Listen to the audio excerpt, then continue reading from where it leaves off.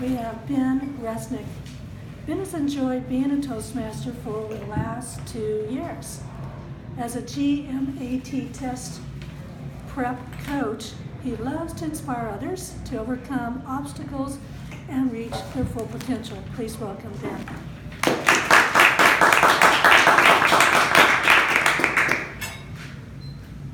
Thank you, Madam Toastmaster, fellow Toastmasters, and guests. So when I competed as a representative of this club in the Table Topics contest last fall, I was really excited when I heard the question. The world keeps changing at an ever-quickening pace. What set of skills would you advise today's youth to learn in order to prepare for the future? And sadly, I stumbled. I was so excited, had so many ideas, that I did not put my best speech together and did not advance. Sorry, club. I'll do my best this year. But now with the added benefit of some extra time, I'm going to give it another try.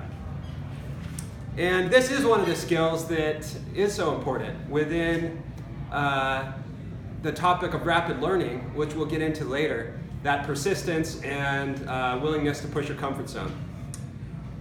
But taking a step back, why is this question so particularly important? Not only for our youth, but for us as adults.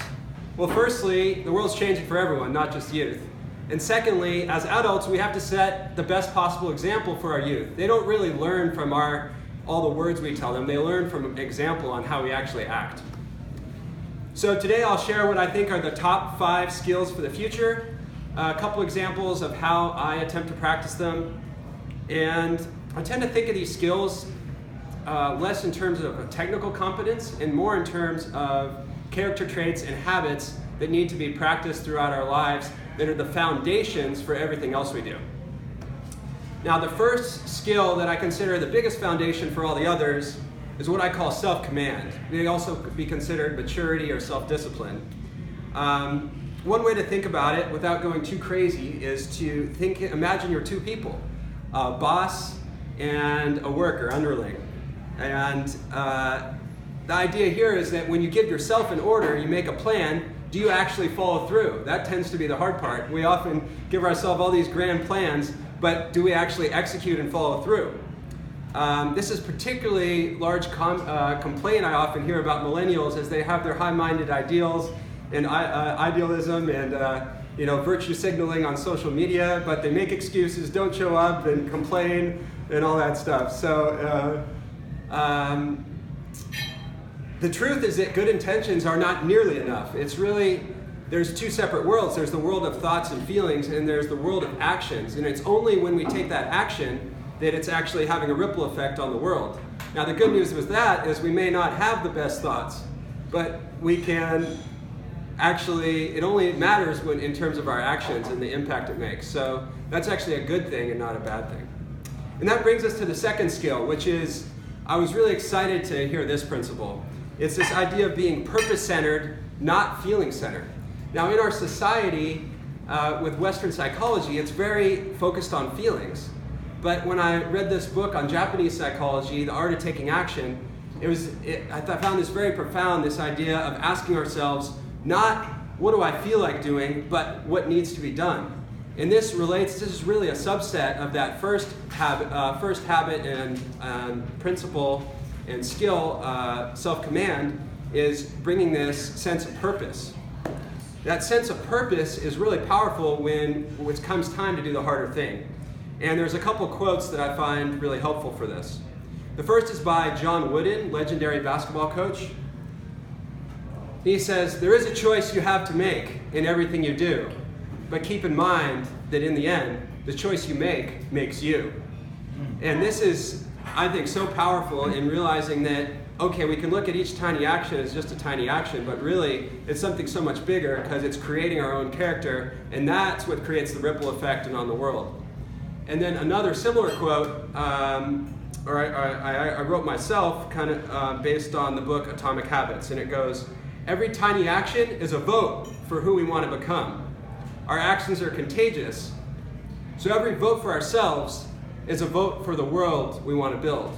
And then that's taking it one step further from ourselves into the world. So then you can look at every tiny thing. Am I going to eat that cookie? Well, no, because I have to set a good example for the world.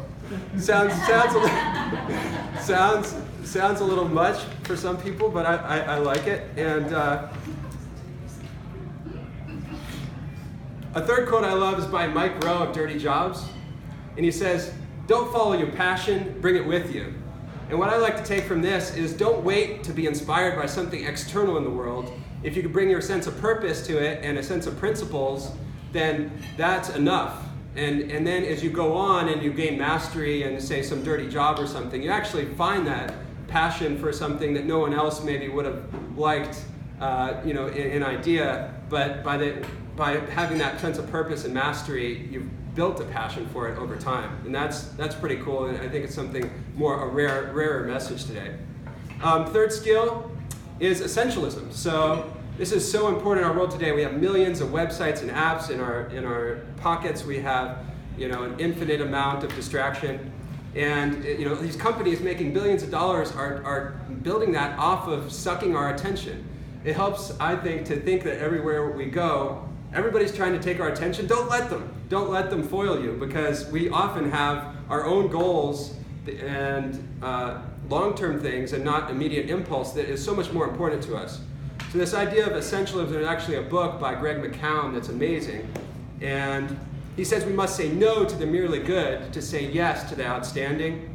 He asks us to ask ourselves, will this activity make the highest possible contribution towards my goal?